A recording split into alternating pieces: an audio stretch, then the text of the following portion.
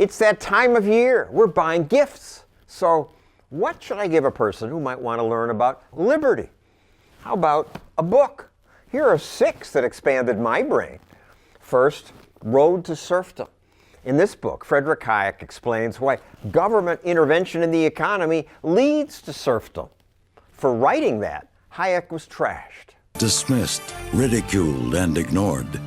Yet, in the end, even defenders of socialism came to concede that he was right. Government doesn't need to intervene, wrote Hayek, because a free market, like a school of fish or a flock of birds, creates a spontaneous order. No central planner can allocate resources as well as the individual birds or people. The economy's us. Recently, an economist made this rap video about Hayek's ideas. We don't need a mechanic. Put away the wrenches. The economy's organic. But now socialism's popular again, and celebrities say things like this. We have to say yes to socialism, to the word and everything.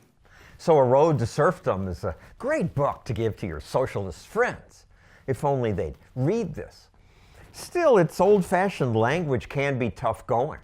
Here's a gift that explains economics in modern language.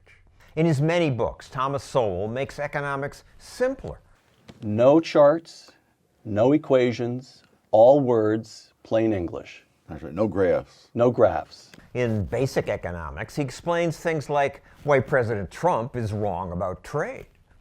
How much should people really worry about the balance of trade? Somewhat less than you worry about being struck by lightning. Maybe someone will give this to the president? An even simpler book that tells the story of how a clueless lefty reporter finally woke up to the benefits of free markets is this book. But it would be self-serving of me to promote Give Me a Break, so I won't mention it. Atlas Shrugged is another great introduction to creeping government intervention. In this novel, Ayn Rand predicted today's America, predicted high society parties where rich people would vilify profits and other things that made them rich. Our ideals are higher than profit.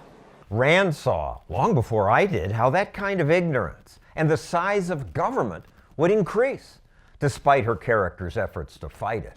If you believe you may seize my property simply because you need it, well, then so does any burglar. Government's the burglar, said Rand.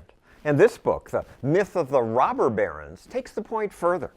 It explains why capitalists like John D. Rockefeller, people who were called robber barons, were in fact not robbers or barons.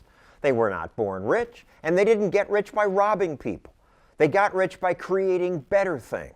Rockefeller's affordable kerosene, processed crude oil, made the world brighter, warmer, cleaner. Likewise, Cornelius Vanderbilt got rich not by robbing, but by making travel faster and cheaper. Vanderbilt cut the costs of travel, filled his ships with eager passengers. It was Vanderbilt's competitors who called him a robber baron, and the ignorant media picked that up. The competitors who hated Vanderbilt didn't feel much need to improve because they were backed by politicians. When they failed, there was always another politician to appeal to.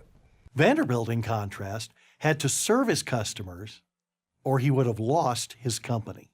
Exactly, because the so-called robber barons had their own money at stake, so they spent it carefully. 2 more books left. Consider Animal Farm. Novelist George Orwell describes farm animals who revolt against their human master, only to be ruled by new tyrants, the pigs. I'll make your decisions. In Orwell's book, All animals are equal. With the exception of the pigs. Finally, another great introduction to freedom is this book, Free to Choose. Milton and Rose Friedman explain in plain English here how limiting government creates prosperity. The free market enables people to go into any industry they want. The Nobel Prize-winning economist once said, put the federal government in charge of the Sahara Desert, in 5 years there'd be a shortage of sand. We somehow or other have to find a way to prevent government from continuing to grow and continuing to take over more and more control over our lives. Well, we failed at that. But here at Stossel TV, we won't quit trying. And these books will help. Happy holidays.